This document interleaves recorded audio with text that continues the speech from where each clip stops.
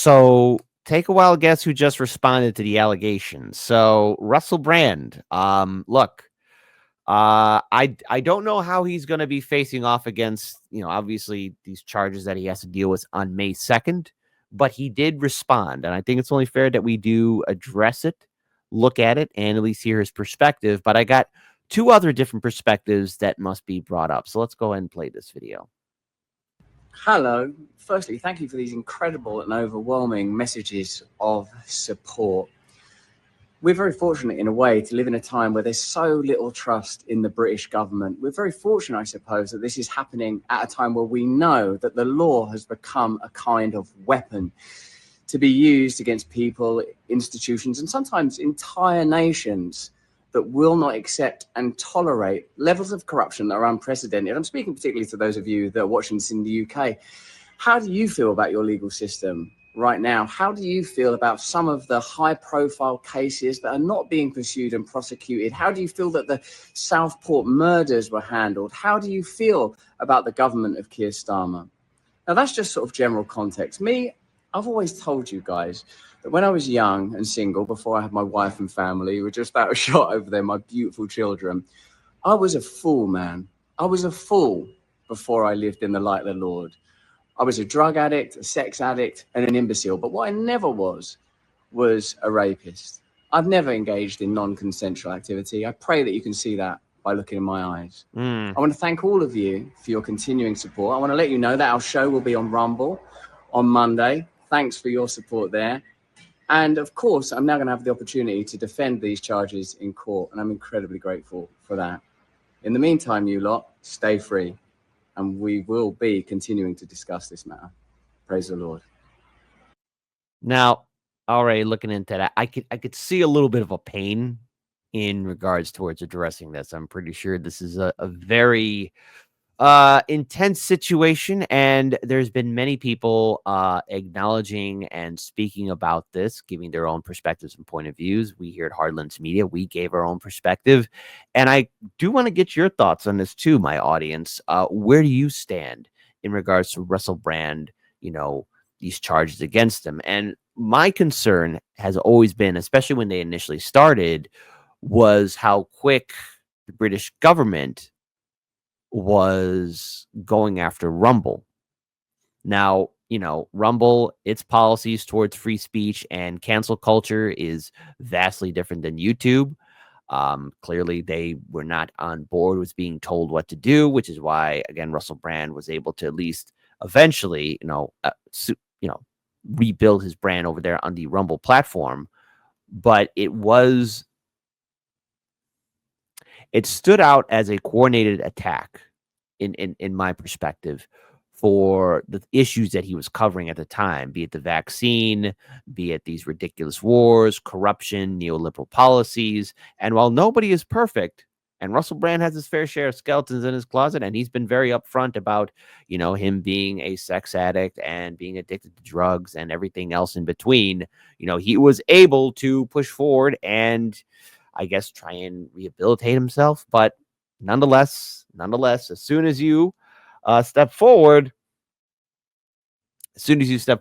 and start shining a light on the corruption, you kind of get targeted. So I want to pull up this video here, and I want to give a huge shout out to Nico House, because this was a very interesting response. So let's play it. Russell Brand has officially been charged with rape and sexual assault. And I want to be clear that I'm not here to render a verdict of guilty or innocent, but this does explain some things. So Brand is being accused of sexual assault and rape from cases varying from 1999 to 2005. And I want to be fair to him. He's already put out a video claiming his innocence and saying that he's merely being targeted by the government and that he's never raped or committed any act that wasn't consensual in nature in his life.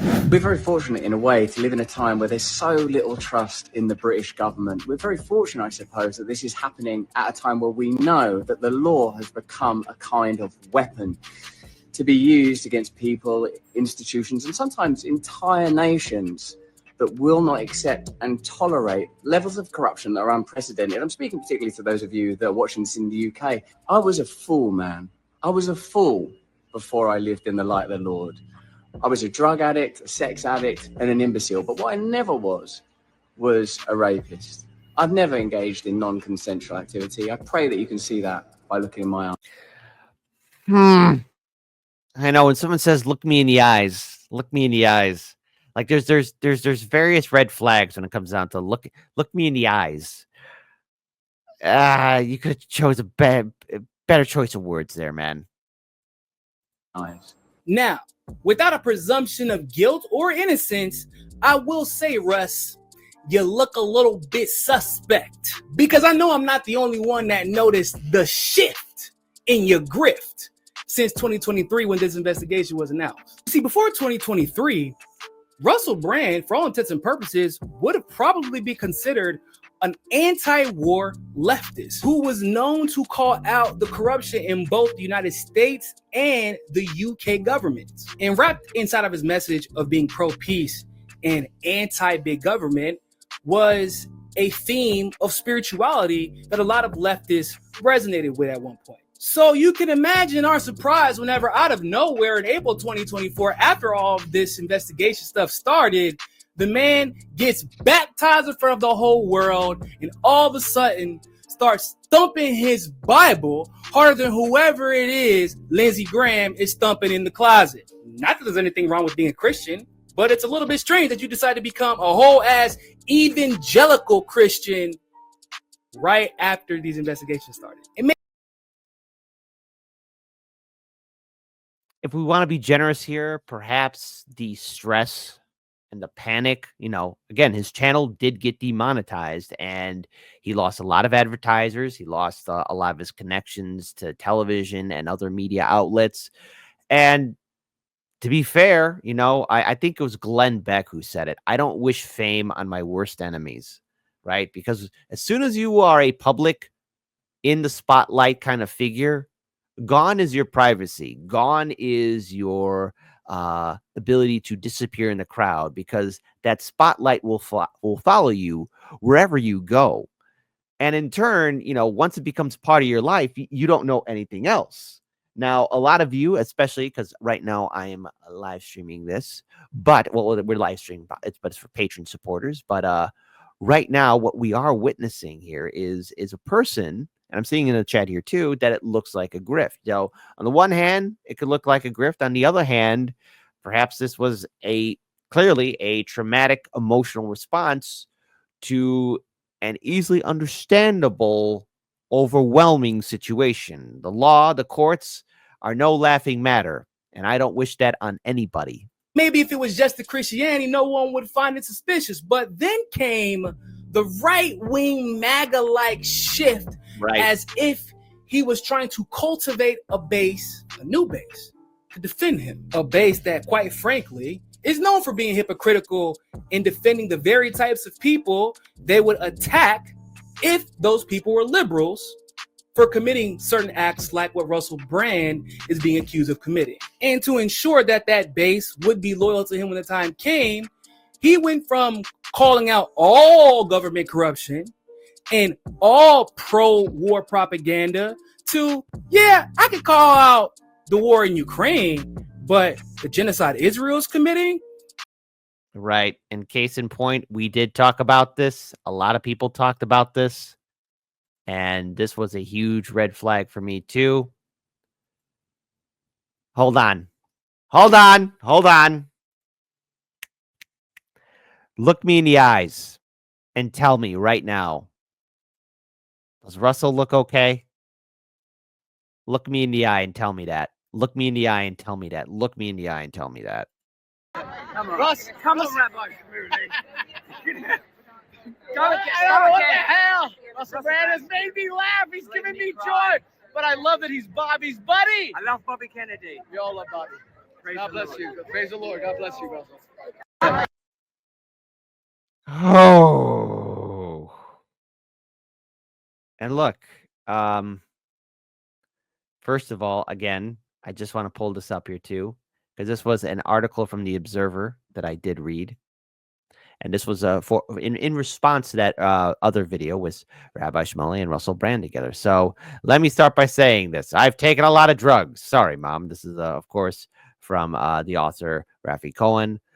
Yes, but it's true. I have some in high school. Yes, you're right to be suspicious. Some in college and some since. No, less since. Don't get the wrong idea. But even if I had taken mind-altering dosages of LSD, even though enough to rival merry pranksters in their heyday, none of that would be reason to call me a moral idiot, a term you level at Russell Brand in the aftermath of his weighing in on the situation in Israel and Gaza. And this article came out, you guessed it, in August 19th of 2014.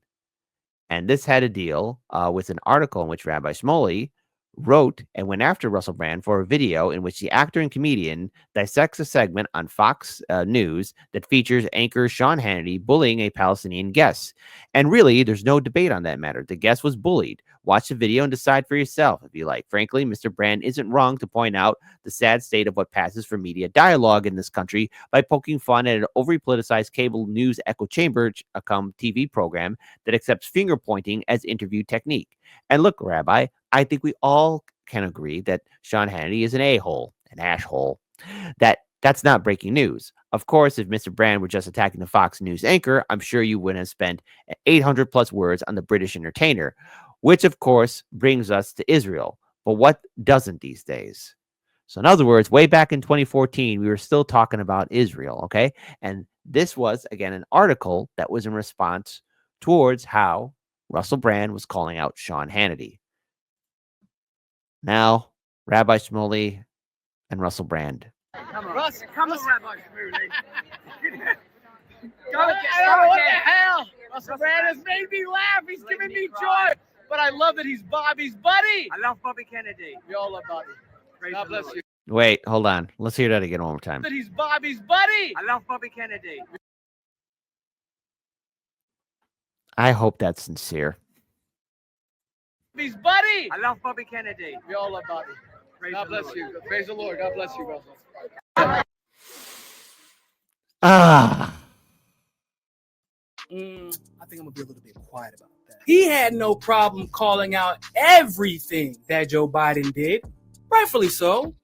But the corruption that Trump and Elon Musk are engaging in, mum's the word. In fact, one could argue that Russell Brand spends an inordinate amount of time and energy looking for ways to defend Donald Trump and Elon Musk, even when it's not appropriate to do so. And on top of that, he's even been obfuscating on the issue of Israel and has refused to not only call the genocide, but even the involvement of their overthrow of the Syrian government and their current presence there, despite the fact that, once again, Russell Brand in the past was known for calling out this type of hawkish behavior. Hell, in the video where he's declaring his innocence, he even tries to tap into the xenophobia of his white evangelical base by trying to bring up the Southport murders, where they claimed a Muslim immigrant killed 3 young girls, when in actuality, it was a British Christian. Once again.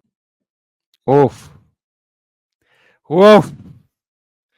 Look, I don't know where this is going. Again, there's a whole thing called due process, and the United Kingdom's legal system is, again, different than the United States legal system. But clearly, there's a reason why there was a shift in tone. Now, perhaps maybe somebody can just change their opinions. But in 2014, Russell Brand, in this article that I did pull up here, was consistent always in calling out Israel and this war in Gaza, the ongoing war in Gaza. Again, many years ago, I worked as an editor for a Jewish newspaper in Boston. I cringed over readers and writers who equated criticism of Israel with anti-Semitism. It is a crutch argument, no more compelling than saying that those who are against the Iraq war didn't support the troops and hated freedom. Reality, like the situation in Israel-Gaza, is layered with nuance that many on both sides seem reluctant to admit. I find this black and white, good versus evil narrative, even with the term anti-Semitism, isn't specifically invoked, particularly surprising and disheartening given our people's reputed appreciation of subtlety as evidenced by the phrase, 2 Jews, 3 opinions. Brand may not have all of his facts straight, and then again, he may. I try not to click any links on my Facebook feed. Oh, you can tell this article's old. It's referencing Facebook feed these days. Unless I want to discover which type of Pokemon best fits my personality. But he's not an idiot and shouldn't be so quickly dismissed. Unlike so many, way too many people, he's not disconnected from the world pretending that other people's problems don't exist. Sure, his views may be radical, but by which I don't mean the world as slang, but it's more traditional definition to address the root of a problem, but they're not radical chic. So there you go. Let's continue on with more with Nico House.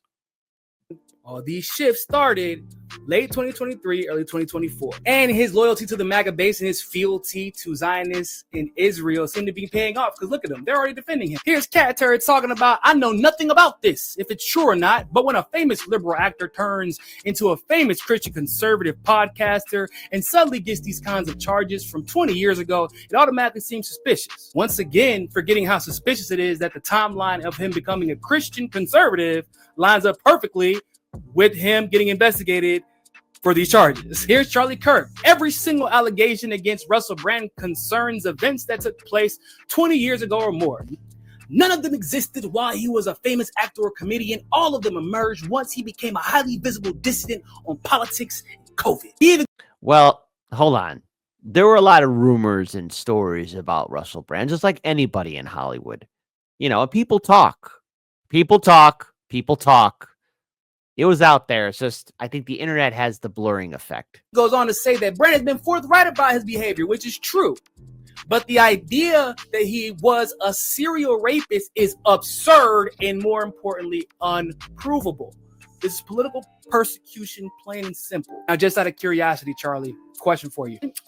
Is the possibility absurd now because he's a Zionist, Bible-thumping, evangelical, MAGA, conservative, Trump loyalist? Or would the mere possibility have been just as absurd if he was a liberal or continued to remain an anti-war leftist? I think we all know the answer to that question. But like I said, I'm not like Charlie. I'm not here to render a verdict of guilty or innocent, but I am here to say that given that your transformation seems to align perfectly with these accusations, it makes it hard to believe anything you say, even your own declaration of guilty or innocence.